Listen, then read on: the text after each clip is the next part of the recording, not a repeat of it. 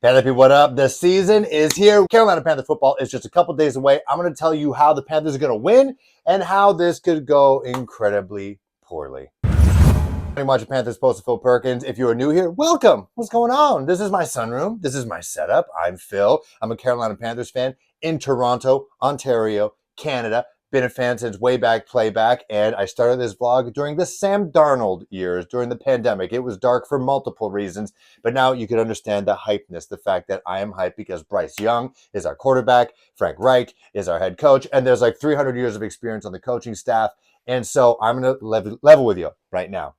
They're taking on the Atlanta Falcons. I think the Carolina Panthers are going to win. I said that the second that the schedule came out, week 1 in Atlanta. Panthers are going to start 1-0. So I'm going to give you the scenarios where I think the Panthers are going to win, change things up a little bit, how it could be a little testy, and I'm going to give you a doomsday scenario where the Panthers are going to get potentially obliterated. But I want to preface all this by saying I think the Panthers are going to win.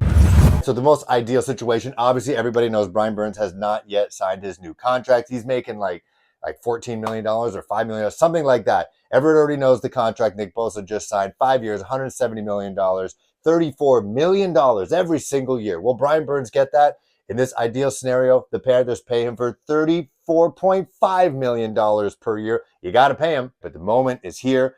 They pay him. Samir Suleiman puts his math cap on, and then they pay Brian Burns what he is worth. He suits up for the Carolina Panthers on Sunday against the Atlanta Falcons in the early window, and he sacks. What the hell is our quarterback's name? What is his name? What is his Ritter?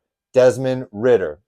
He sacks him a couple times, shuts down Bijan Robinson. Derek Brown gets in his face. Things are looking good in that sector. Also, all the wide receivers are healthy. Nobody is do not practice. Out of nowhere, Terrace Marshall's back gets better. Adam Thielen's ankle gets better. Laviska Shenault's hammy gets better. Demir Bird is suddenly healthy all of a sudden. We're not getting Derek Wright from the practice squad. And he's got a full arsenal of, B-plus receivers. And the ceiling, and the jury's still out for Terrace Marshall and especially for Jonathan Mingo. And, Bryce Young just tosses the ball all around the yard. 9 guys scored touchdowns. And then the Panthers win in a blowout in the Georgia Dome as Popeyes is closed. So that's how I feel. That is the ideal situation. Miles Sanders finally suits up for the Panthers for game time minutes, and he actually scores a touchdown. He scores the first touchdown for the Carolina Panthers season in the Frank Reich, Bryce Young era. So that, to me, is the ideal. Brian Burns is signed, sealed, delivered on Sunday, 1.5 sacks. Every single wide receiver is healthy. And so Bryce Young has his full arsenal. Say what you want about their quality of their talents. I think collectively, you can't cover them all. You mathematically cannot cover them all. You can't double one because someone's going to be open. And Bryce Young, of all people, the playmaker, the point guard, will find them. And so that is the ideal. Brian Burns signed. All the wide receivers are healthy. Carolina Panthers win pretty convincingly. Well, the sweaty situation is the wide receivers are healthy. Everybody's back, at least the key guys. Terrace Marshall's back, is feeling better. Adam Thielen, who I think if he actually does not play on Sunday, could be a problem. We'll talk about that in the Doomsday scenario. But he plays, necessarily, do you need DJ Chark right now? I think Jonathan Mingo can maybe fill in the spot for now. But if you had Terrace Marshall, Adam Thielen, Jonathan Mingo, and Hayden Hurst and Miles Sanders, if those guys are healthy, I think we're okay. But if the wide receivers are healthy, but the defense is without their best player, Agent Zero, Venom Burns, if he is unsigned and he does not play, so he gets fined $1 million. Boom. He doesn't play on Sunday.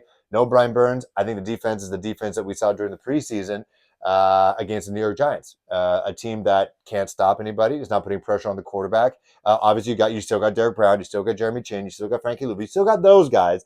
You still got J.C. Horn, who's healthy. But without Brian Burns, without that outside pressure on a guy like Desmond Ritter, who is athletic, no doubt, but I think that would make things a little bit more difficult. There's just that one less blue chip player to stop another blue chip player in the shape of Bijan Robinson. So if the wide receivers are healthy, reasonably healthy, and Brian Burns is not playing, then I think it's a closer game. I think right now the Panthers are the underdogs by 3 points, 2.5, 3 points right now.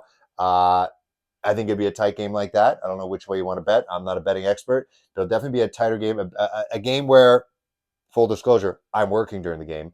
I will be very stressed out. at work, and that is not a pretty sight. So that'd be a toss-up game for sure. If Brian Burns does not play and the wide receivers are somewhat healthy, because you need that defense to give Bryce Young, especially Bryce Young in his rookie game, very first game as a pro in the regular season. He wants that short field, and who better to give you a short field than a Pro Bowl edge rusher in Brian Burns? Justin Houston will still be playing. He's still pretty good. Derek Brown's still playing, but you need Brian Burns. I think that'll be the Testy situation.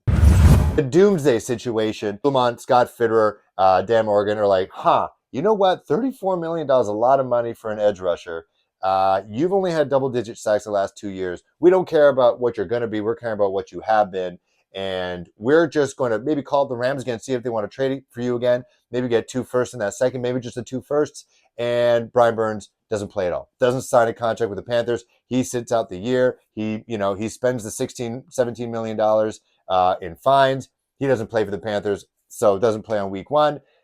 That's a huge loss. That doesn't happen. You got your Gross Matos on the outside because Marquise Hayes is hurt. So you got your Gross Matos and you got Justin Houston. You don't have your Pro Bowl edge rusher in Brian Burns. And so Desmond Ridder kind of has all the time in the world on the outside. No pressure from anybody because you got Bijan Robinson double teaming with a left tackle against Justin Houston. They got that covered.